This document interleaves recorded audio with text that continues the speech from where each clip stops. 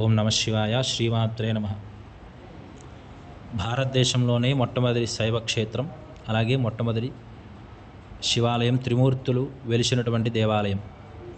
అగ్రతే బ్రహ్మరూపాయ మధ్యతో విష్ణురూపనే శీఘ్రస్యానాం శివరూపాయ అనేటువంటి కార్తీక పురాణం ప్రకారంగా గురు బ్రహ్మ గురు విష్ణు గురుర్దేవో మహేశ్వర అనేటువంటి శ్లోకానికి సంపూర్ణమైనటువంటి తాత్పర్యంతో కూడుకుని ఉంటారు ఇక్కడ స్వామివారు.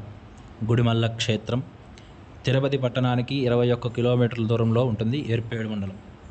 పరశురామేశ్వర స్వామి దేవస్థానం, ఆనందవల్లి దేవి పార్వతీ స్వరూపం. ఇక్కడ స్వామివారు కూడా త్రిమూర్తులు ఉంటారు. కింద యక్షుడి రూపంలో ఉన్న శాపగ్రస్త బ్రహ్మ, ఆయన పేరు చిత్రసేనుడు. మధ్యలో ఉన్నది పరశురాముడు, విష్ణుమూర్తి యొక్క 6వ అవతారం. పైన మానవుని యొక్క పురుషాంగ రూపంలో ఉంటుంది పరమేశ్వరుడు. ఇక్కడ త్రిమూర్తులు ఏకశిలలో కనిపించేటువంటి క్షేత్రం. స్వామివారు కూడా నవపాషాణలింగం, అంటే 9 రకాల ఆరోగ్యకర విష పదార్థాలతో వెలిసి ఉంటారు ఇక్కడ స్వామివారు. అలాగే స్వయంభూగా వెలిసి ఉన్నారు. ఈ స్వామివారు కూడా ఎన్ని వేల సంవత్సరాల నుంచి ఇక్కడ ఉన్నారు అనేటువంటిది ఇంకా కూడా పరిశోధన దాంట్లోనే ఉంది.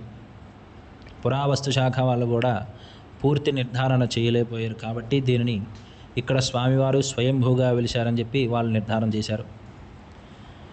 ఇక్కడ దేవాలయంలో కూడా గర్భాలయం పల్లంలో కిందకు ఉంటుంది. బయట ఉన్నటువంటి నేలమట్టానికి స్వామివారు 5 అడుగుల కిందకు ఉంటారు. కాబట్టి ఈ క్షేత్రం పేరు కూడా గుడి పల్లం. అది కాలక్రమేణా ప్రస్తుత వాడుక భాషలో గుడిమల్లంగా రూపాంతరం చెందింది.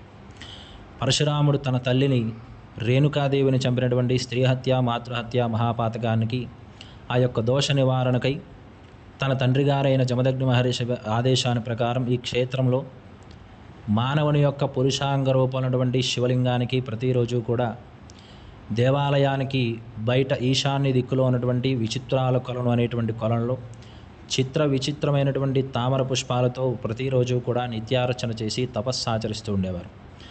అదే సమయంలో ఈ యొక్క అఖండ బిల్వకారణ్యంలో చిత్రసేనుడు అనేటువంటి నామధేయంతో బ్రహ్మదేవుడు యక్షుడు రూపంగా శాపగ్రస్తుడై సంచరిస్తూ ఉండేవారు. ఆ యొక్క యక్షుడు రూపంలో ఉన్నటువంటి బ్రహ్మదేవుణ్ణి పరశురాముడు ఈ యొక్క స్వామివారికి ఈశ్వరుడికి బయట ఉన్నటువంటి విచిత్రాల కొలను అనేటువంటి కొలనుకి రెండిటికి కూడా కాపలాగా పెట్టి ఆయనకి ప్రతిరోజు ఒక కళ్ళుకుండ పొట్టేలు ఆహారంగా ఇచ్చి ఆయన తపస్సులో నిమగ్నమవుతూ ఉండేవారు. ఇలా కొంతకాలం సాగిన తర్వాత ఒకరోజు పరశురాముడు అర్చనకి రావడం ఆలస్యం అవడంతో బ్రహ్మదేవుడే ఆ యొక్క నిత్య పూజాది కార్యక్రమం చేయడంతో పరశురాముడు కోపగ్రస్తుడై బ్రహ్మదేవుడి మీదకి యుద్ధానికి దిగగా ఇద్దరి మధ్యన కూడా 14 సంవత్సరాలు ముష్టి యుద్ధం జరిగింది. ఆ ముష్టిఘాతకంలో